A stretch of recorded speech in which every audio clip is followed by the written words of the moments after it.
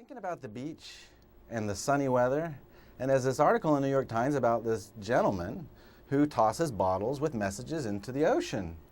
And his name is Harvey Bennett, and he's got the Tackle Shop out in Amagansett. Is that how I say it? No, it's Amagansett. Amagansett.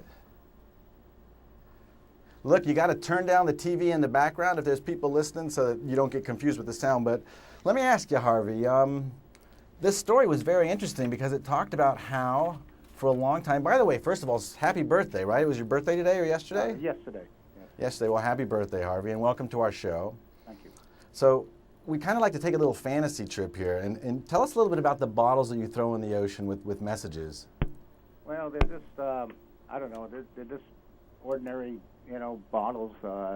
Some are glass, some are plastic, and I don't know, I started doing this stuff when I was a kid, and about, 6 years ago or so, I had one wash up in England, and it was a plastic bottle, and it was sent back to me with a letter from a guy named Bigglesworth, because he wouldn't use his own name, I guess. He couldn't live up to it, and told me that I was littering his beach, and that Americans seem to muck up everything they get their hands on. So, and from that it spawned a reaction worldwide, and I guess what the New York Times article was talking about was what's happened since, and gave a little history about why do I pick this form of communication, and it's but it's interesting. It's a lot of fun. I've had bottles wash up all over the Caribbean, and as far north as the Gulf of St. Lawrence, the St. Lawrence Seaway. One showed up, like I said, England, all throughout the Bahamas, and it's an interesting hobby, I guess, and it's you get good reports, bad reports. One day I threw a bottle in the ocean. It was a glass bottle, and it washed up about 6 miles from here out in Montauk, and the lady called me up the next day and read me the riot act about throwing a glass bottle in the ocean because it could break and the kids could step on it. And, well, that's true. I mean, my kid actually did that once. Well, I don't know if my liability insurance covers that either. I have to look into that.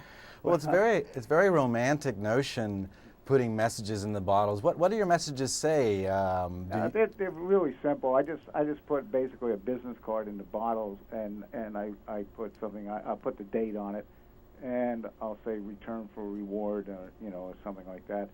And most people, believe it or not, either that find them, locally, will bring them back to me. But a lot of them get sent back to me, and and there's great stories behind them. I've gotten letters from people all over the world that's caught wind of me doing this, and I remember that one time there was a woman and a daughter that lived in Oregon, on the Oregon coast, and was throwing bottles out like every week, and she writes me a letter and says how she hopes to find one of mine someday, which if one ever did show up on the West Coast would be quite a feat. But it's been such a positive reaction. The whole thing has just been a little bit of joy, a little bit of happiness that brings to people, and it's kind of cool. I really kind of dig it. It's been something I'm not going to stop, and believe me, I get a little bit of flack for throwing plastic bottles out too, but there's a reason for it. Plastic bottles travel much faster.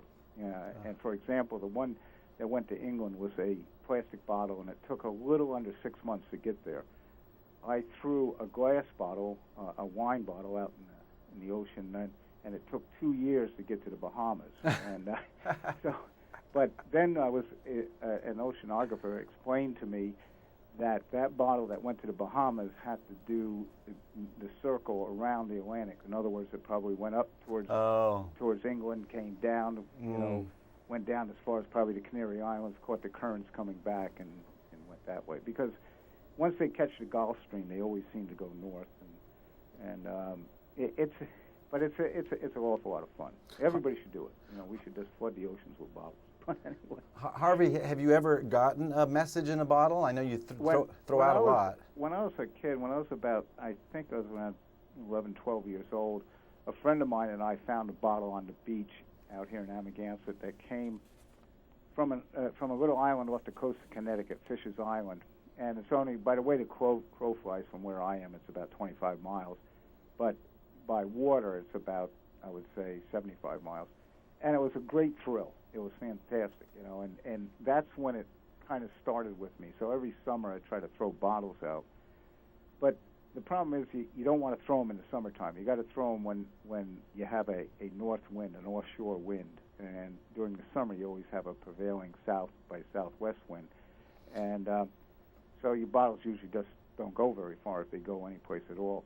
But I learned that over the years, and the best time to throw a bottle in the ocean is late August, early September, because if there's a hurricane going by, and if it gets picked up by the hurricane, it travels really quick. And, you know. Harvey, got one last question for you. Everybody, this is at the Tackle Shop. You got to go by and visit Harvey. He's got great stories. Imagine the reels and the rods and the tackle and the ocean and the beach. Okay, that's what we're all about here today. Have you ever sparked love in your bottle throwing or bottle receiving messages? I've had several marriage proposals, believe it or not. One of my bottles ended up down on the Jersey Shore, and it happened to be by a couple picked it up, and I kind of stayed in touch with them, and they eventually got married and stuff. And you know, but it's a very romantic type of thing. Beautiful. Too, you know, it's a, you know, it's just kind of a cool way of communication. You know, it slows things down a bit. Well, it's a real social networking. I mean, it's kind of very, very slow, but it is, you know, friending new people and passing the message and sponsored stories. I mean, it's got it all wrapped up in there. And listen, Harvey, we're going to let you go, but we really appreciate you sharing that with us and getting us on our journey for the summer. Okay, that's great. I don't know, Weather Dude, you still on the line? The Weather Dude has dropped off. Yeah, so. I guess I scared him with that south. No, he's got a lot to do. He's a very busy guy, Weather Dude. He does a lot of channels on the weather. You know, I'm just like one of his pit stops.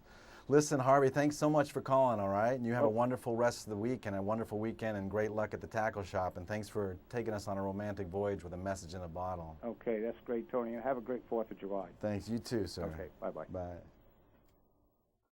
Peace, everybody. Remember, it's Wednesday. It's What Really Matters NYC.